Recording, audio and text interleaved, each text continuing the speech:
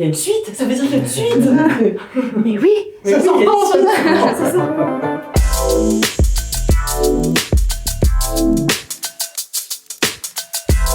C'est ça. Oui, forcément, j'ai été touchée de jouer ce rôle, d'abord parce que c'était la première fois pour moi que j'avais à jouer un rôle d'un personnage atteint d'une maladie psychologique. Le fait de découvrir cette maladie par les yeux de ce personnage, c'était assez émouvant.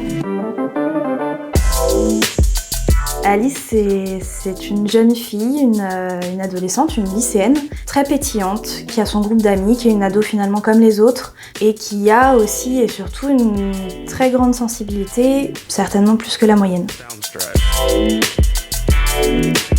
Je dirais que c'était difficile et pas difficile, dans le sens où c'était une maladie que je ne connaissais pas du tout.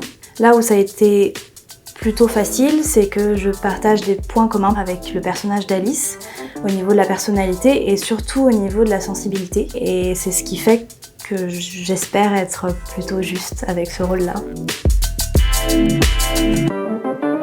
Pour essayer de casser les clichés liés à cette maladie. Et moi-même, j'avais certainement en tête des clichés, donc finalement je ne connaissais de ça que ce qu'on voulait bien m'en dire, que ce que je voulais bien lire dans les médias. Tout le monde finalement peut être atteint par cette maladie. Et il y avait une volonté vraiment de respecter les malades, de respecter leurs symptômes.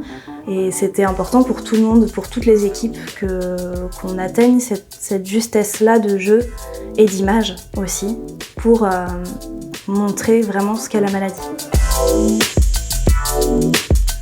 Ça a été fort en émotion. Toute l'équipe de tournage est très bienveillante, que ce soit l'équipe technique, l'équipe de figuration, les associations qui ont pu venir sur le plateau. Tout le monde était dans une énergie très positive.